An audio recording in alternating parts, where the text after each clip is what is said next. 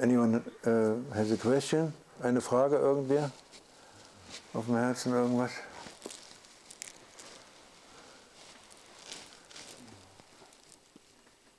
Du, Ahmed? Ich möchte fragen, was ist die Folge, wenn jemand Beiat gibt? Zum Beispiel, wenn jemand glaubt an Sheikh und fühlt ihn als sein Sheikh, aber aus bestimmten Gründen möchte noch nicht Beiat geben. Was ist sozusagen, was gewinnt diese Person, wenn sie Beiat gibt? Beiat macht? Was ist sozusagen, was passiert dann?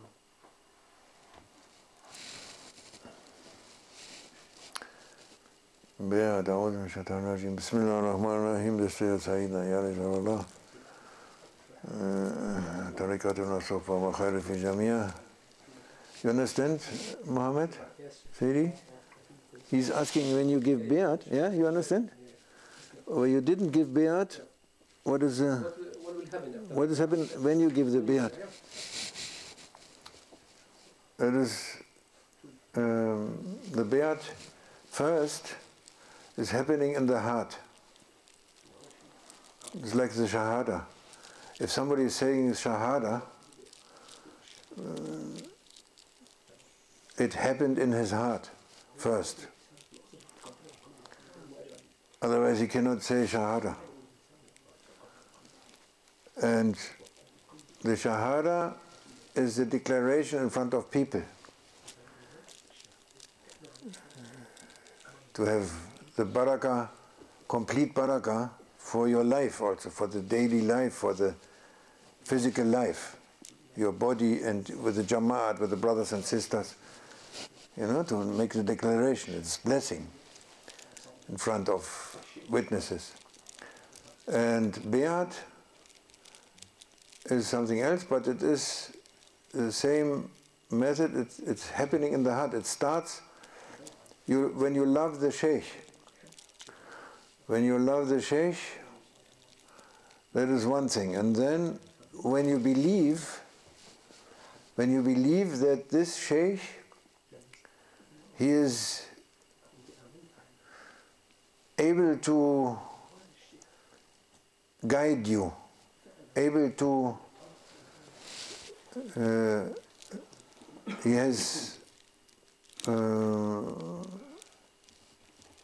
außergewöhnliche, extraordinary capacities, extraordinary secrets, extraordinary capacities, and he is able to guide you through this life and more. That means he must know your destiny. He must be able to know your destiny. Or in other words, if he is such an authorized sheikh, it's given to him. Allah gives him this knowledge about his creatures. Allah knows everything about his creatures, everything, every creature, anyone, anything, everything in this whole creation. He knows 100% perfectly. He knows every destiny also from every human being. And from this knowledge, whatever is needed for guidance, he gives to his friends, to his awliyas, to his friends, the awliyas. He gives, and so they are able to look at you and to see your destination. What is your destination? Yes, that is, if you can believe, you have to believe. This you have to believe. If from this you believe something, maybe not as we said now, but you believe, you say, this Sheikh, I love him and I trust him that he guides me. What can we say up to where, what we know about anything? But we can say, I trust him. That is the main word, to trust him. For guidance, step by step. He will know that Sheikh, he may know my situation now, whatever it is, it doesn't matter. No, it's not important. And he knows my next step, which I have to step. Yes, if you believe that in your heart, and then you say, when you believe this belief means you accept this Sheikh as your guide. No? You're accepting. If you believe it, you're accepting him as your guide. Then comes the outward tradition, as from the Shahada and the heart comes the outward, comes the initiation, the Bay'at. You give the Bay'at. You say,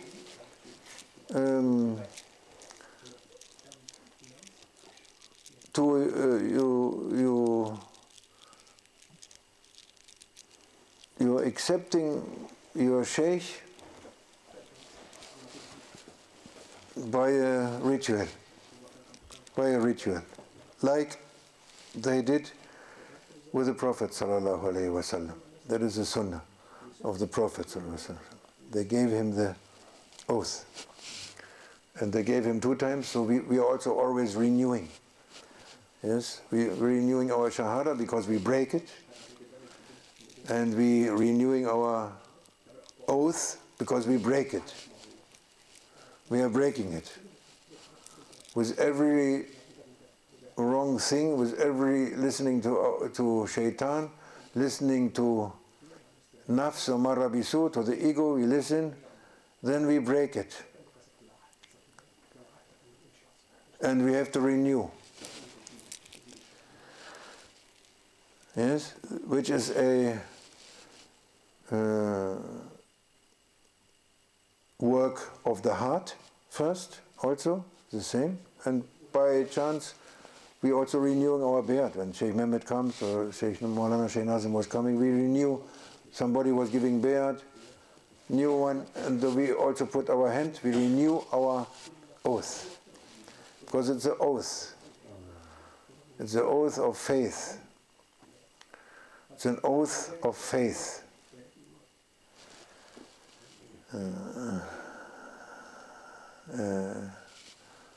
Of belief, and an oath of faith, and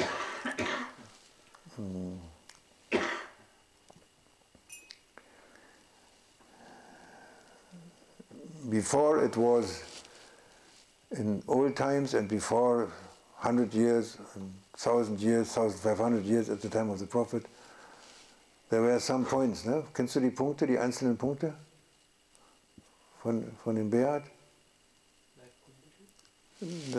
Da waren Punkte. Erstmal, dass sie den Prophet angenommen haben, dass sie ihn schützen, zum Beispiel. That they protect him.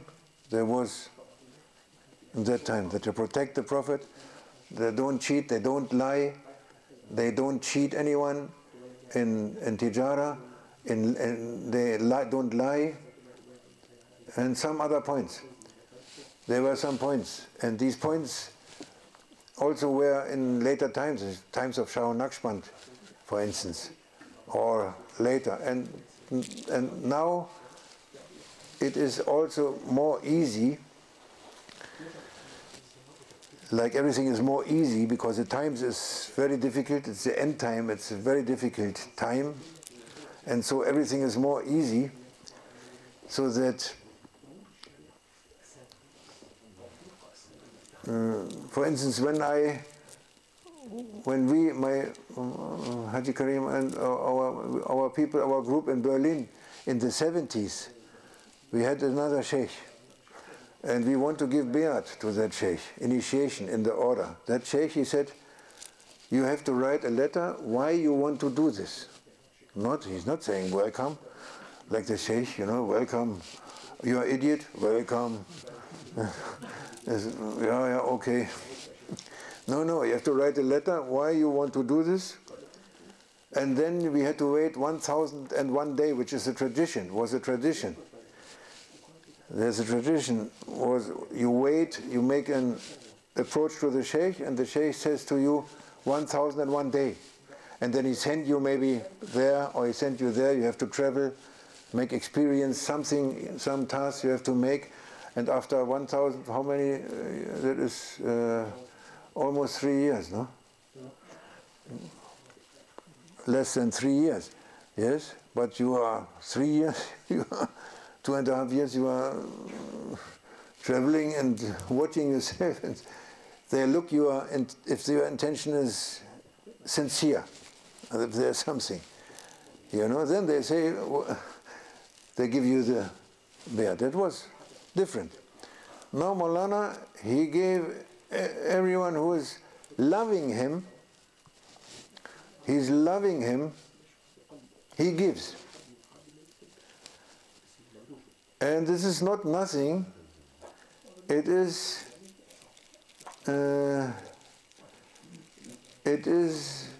he takes responsibility also.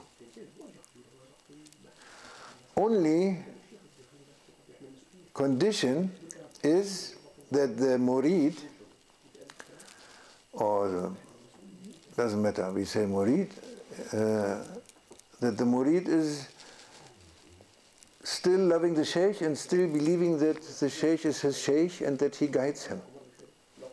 That is the only. If the disciple, he is saying, no, I'm finished with this, and he's turning his back and he's going somewhere else, then he is not any more responsible.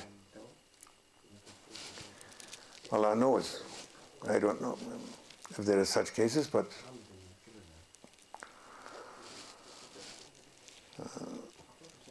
I think finally everyone who was with the Sheikh, he will be with the Sheikh. Even he changed in his life. Finally, in the end, you know, he will be. So he takes responsibility. So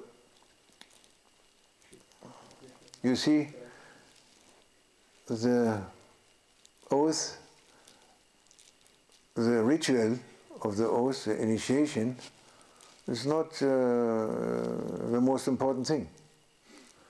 Yes, it is like the Shahada. You do it with the brothers. You are with the brothers.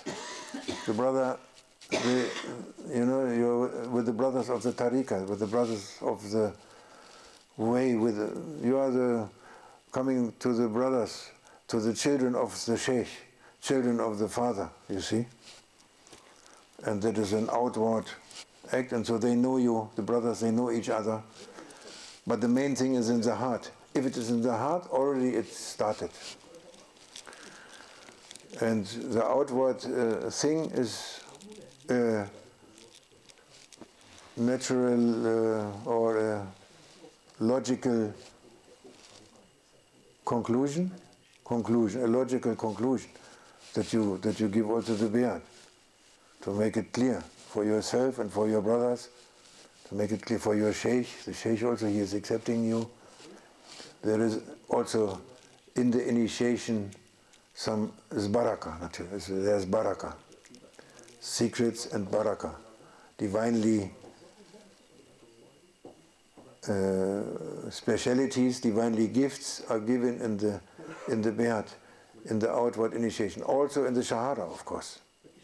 Even it was, you are happy with Allah, with Prophet, in your heart is already okay, but you say Ashhadu an la ilaha illallah, Ashhadu anna, it gives more barakah, angels and everyone, and unseen creatures, and so many things of gifts and barakah from Allah Almighty is coming to that person.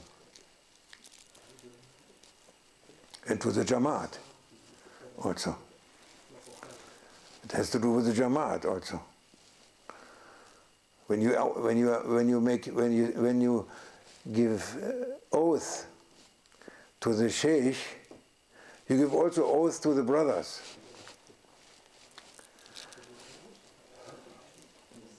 I think it was, I don't know who was it. One awliya, I don't know. You know, he was with his brothers, and one day he was saying, "Oh my brothers, let's give an oath that we keep together. You know, that we keep together, that we are believers, that we keep together, that we keep our faith, that we don't lie to each other, don't verraten, treachery, trade, that we don't trade each other. Huh? Betray. That we don't betray each other. You know, let's say yes, we are only with Allah, only with Prophet, and we keep the way. Let's have an oath, you know, together, brothers. You know, of course he was a Sheikh, he was awliya, so it was. But it was. This story goes like brothers, just brothers. Yes, sir. As you, Maulana liked it, not a chief, a boss. He was always saying, no, the birds, when the birds fly, there is one leader, but you don't know which is the leader.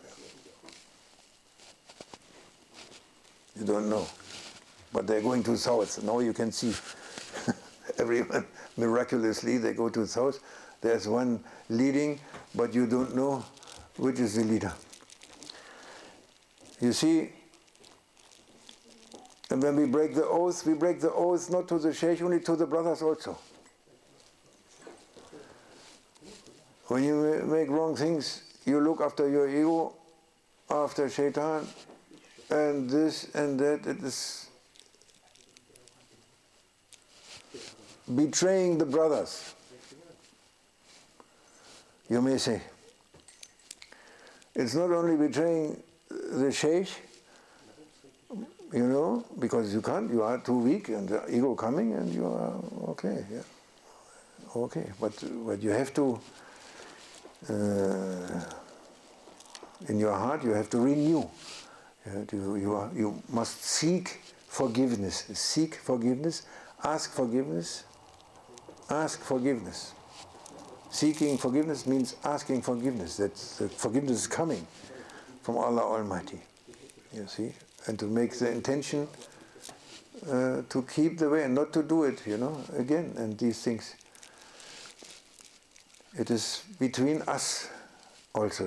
We have to know this. It's not only you say that there is a Sheikh and there's Allah and Astaghfirullah. No. You're brothers. You are cheating your brothers. We are brothers. How we can? No? It's terrible, but we are like this. We are like this. Because our ego is doing this. And this is dangerous. It's dangerous.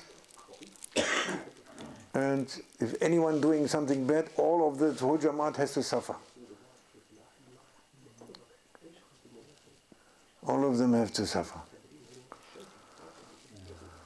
They get this.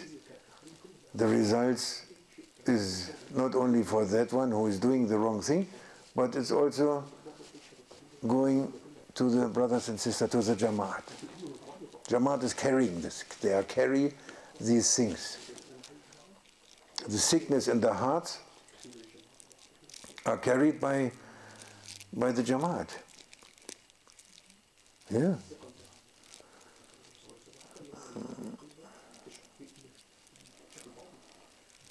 Outwardly, you can see this also. Outwardly, there's for every inside state there is an outward picture.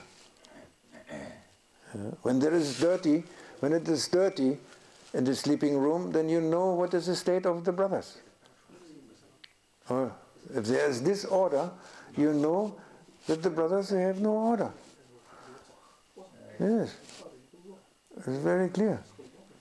If it is clean, you see, mashallah, there is some consciousness, little bit of consciousness about this, about my cleanliness, and also if the things are in order, and if the things are in their place. When you come in the sleeping room of the brothers, or at the moment it's only one brother, there's written over the door, I don't care. And when you come in, you see, I don't care. Exactly. I don't care. Everything is... You go in the sleeping room of the ladies, I went there for inspection yesterday, also I don't care. Not so much don't care like the others, but also. You go to the kitchen, I don't care. Yeah, there is our state, and maybe useful for our consciousness to understand this coming this point tonight, that you are oath with the Sheikh, but you, when they gave the bay'ah to the Prophet, all they put their hands, all the brothers, all of them put their hand. Not only one hand from Abu Bakr, like can say, Abu Bakr, you give me, and for all of them. No, no, everyone put his hand, no? They are brothers.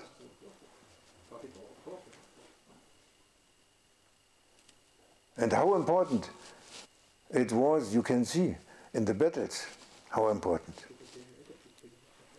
And if anyone was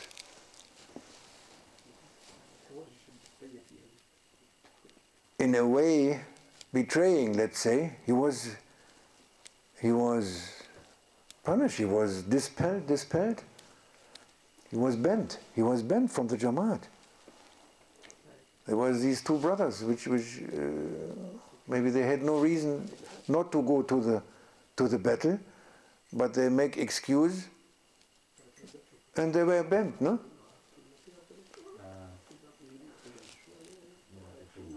Huh? Yeah, they didn't make excuse. In the end, they said the truth. They make excuse, and no, the Jewish people, they asked for excuse, or others people, and then Prophet forgave them. But they didn't ask for excuse. They went and said the truth. We don't go because we were too lazy. They said. And then they got punished. They get punished. They said the truth. Yeah.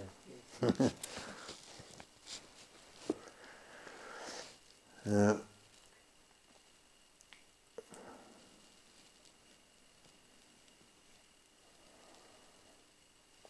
The murid or someone who is following the Sheikh, he becomes he is a warrior. He is a warrior against his nafs. We can say he's a warrior for light. Ja, ein Krieger des Lichts sozusagen. Ja? He is a fighter for light. A warrior for light. Warrior against his nafs. There is war. We are in a war. Against shaitan, nafs, and hawa and dunya. You know, this is our enemies. And we know among us that we don't have any enemy. We are never, it's impossible that we are enemies. Can only something wrong, something from shaitan, some illusion coming, saying this is my enemy. No. So it's important.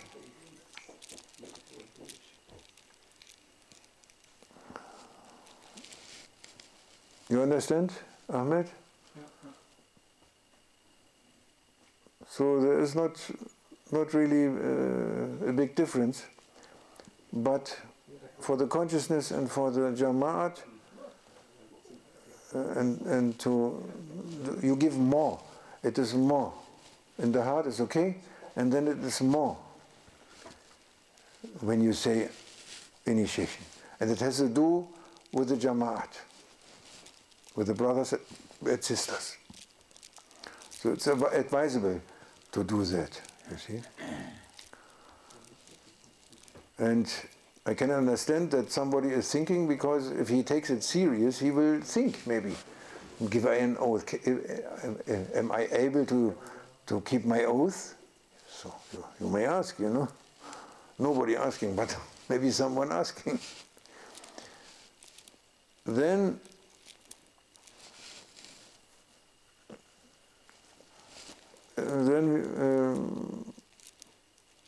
But you may say, it is, as I said, it is more easy today. It is more acceptable to give the bayat. Even you are not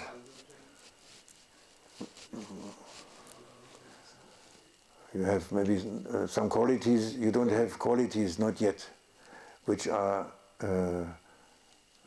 important for that way. You have to develop them first, you know. But you may say, because the Sheikh, he is getting you where you are. Doesn't matter. Only you have to trust him. And when you trust him, you give the outward bayat. Also, that is good for the Jama'at. You are with the brothers and sisters, and you have also you are not only responsible to the Sheikh, also to the brothers and sisters. There's also something you cannot, because the brothers and sisters, they are linked with the Sheikh completely. They are his children. Yes, like this.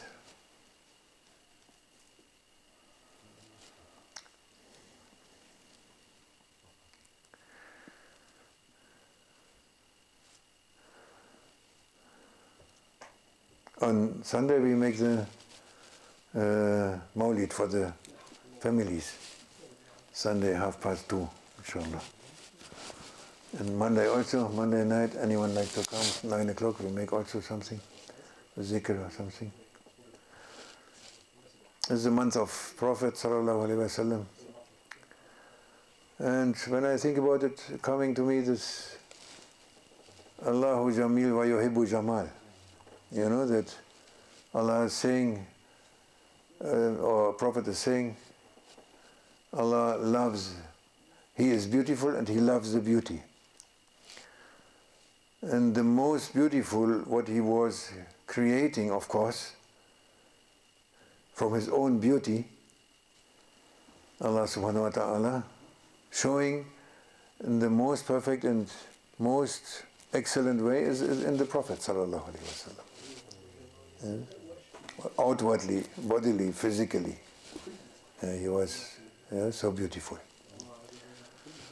And this is important because our souls, they know beauty. They are created to know beauty, to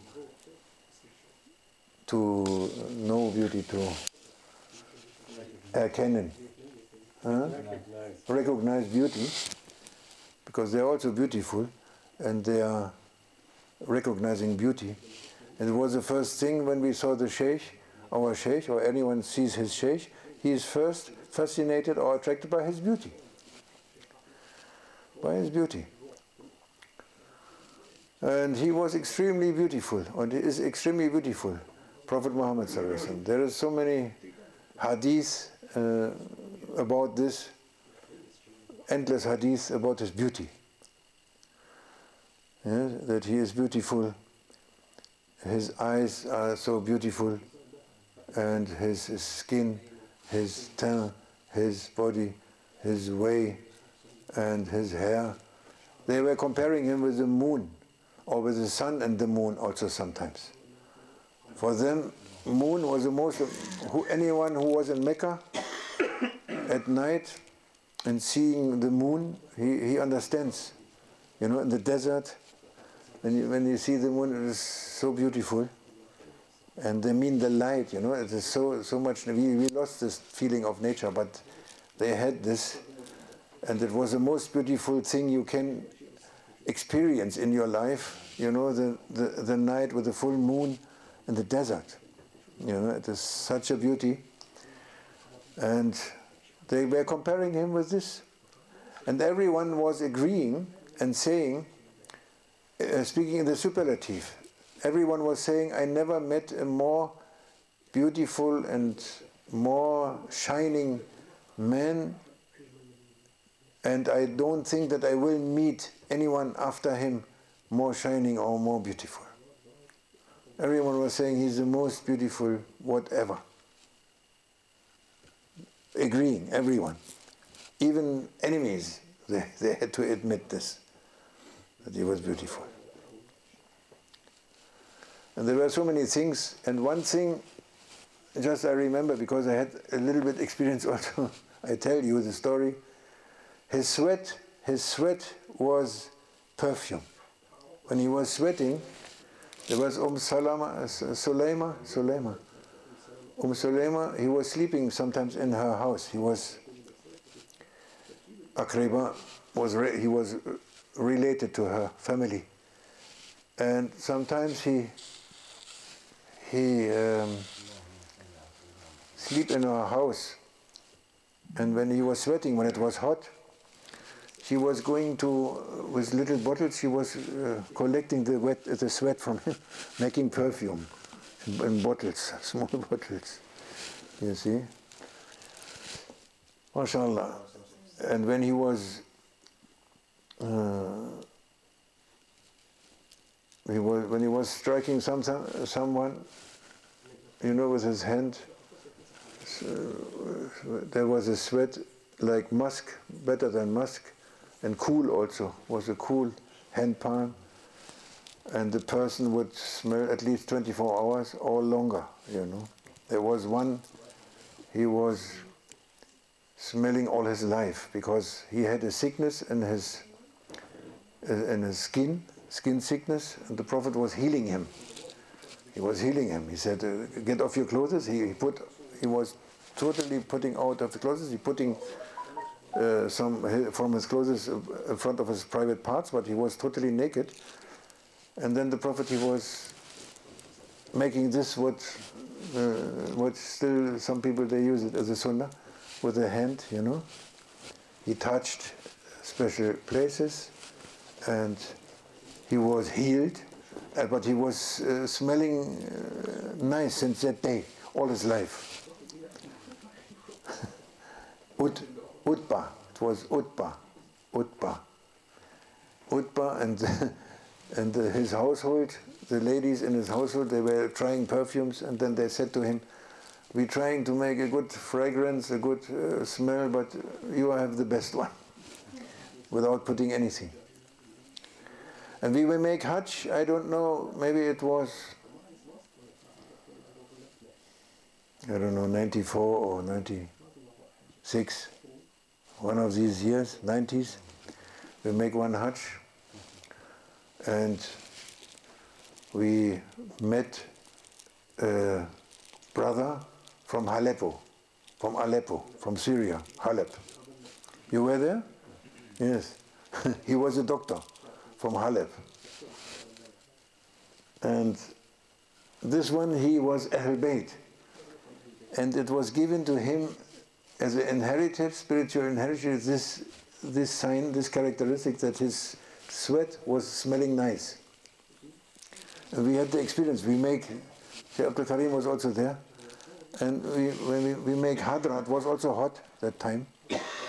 We make Hadra, we were all sweating, and every one of us was taking his handkerchief and putting, and it was smelling months. We take our handkerchief from cloth, you know, like a handkerchief. We put on the sweat, and it was smelling for months. It was musk. He had this. He had this thing. And tesbihs, we would rub our tesbihs when he was sweating. And it was smelling for weeks. He was a Ahl Bayt, and he got this secret gift from Prophet ﷺ. So we had also, we got something from the inheritance of the Prophet. We were lucky to experience this nice smell.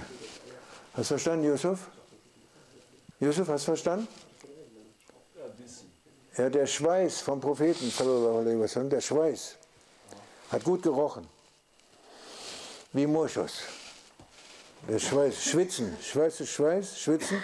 Ja, wenn du schwitzt, ist nass hier, die Haut alles nass. Hast genommen? Wie Moschus vom Propheten, sallallahu alaihi wasallam. Prophet Mohammed. Also, beste Parfüm. So ein Parfüm kannst du nicht herstellen. Und als wir zur Hajj fahren, vor 15 Jahren oder noch mehr, 20 Jahre, 25 Jahre, da waren wir auf Hajj. Und da war einer von Ahl Bayt, einer von der Familie vom Propheten, sallallahu alaihi wasallam, Syrer aus Syrien. Und der der hatte diese Eigenschaft geerbt vom Propheten, dass sein Schweiß war wie Moschus. Konnten wir erst nicht glauben. Und dann waren wir mit dem zusammen, haben den oft getroffen da. Wo waren wir? In Medina, ne? In Medina. Genau, in Medina waren wir mit dem zusammen. Und der war auch Maschub und so, aber total happy. Und wenn der geschwitzt hat, haben wir immer unser Tesbih genommen, haben den Tesbih gerieben bei ihm, hier an der Stirn oder hier oder irgendwo. Und es hat gerochen nach Moschus. Ah, Parfüm. Ja. Und bei der Hadra haben wir richtig abgesandt. Da war es heiß, da hat er geschwitzt, so, lief ihm alles runter und wir alle, unsere Tücher und so ständig, der Arme, ja, ständig abgewischt. Hatten wir unsere Tücher, die haben gerochen 2 Monate.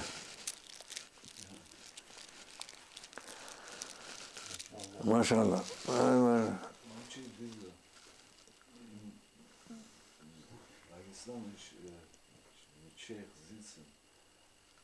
Das auch, ja, das auch. Speichel, ja klar. So machen wie Parfüm. Ja, klar.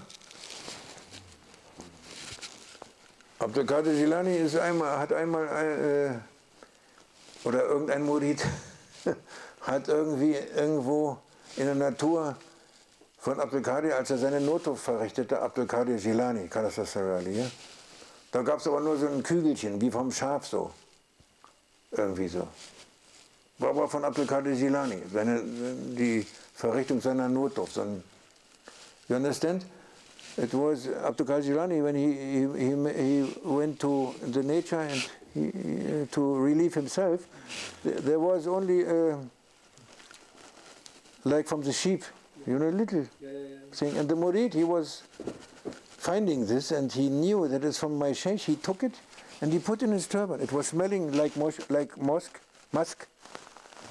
Hat auch wie Moschus gerochen, dieses Ding. Und dann hat er sich das in den Turban gestopft.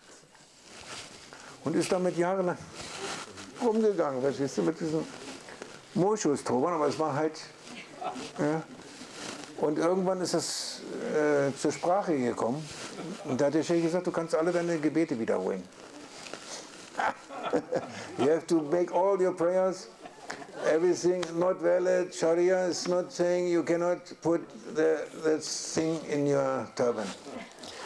All the prayers, everything, make it new. No mercy. Because he put it. It's a nice story. MashaAllah. Subhana rabbika rabbil izzati amma yasifun wa salamun ala mursalin walhamdulillahi rabbil alamin. Wa minna lahu tawfiq bi hurmatil Fatiha.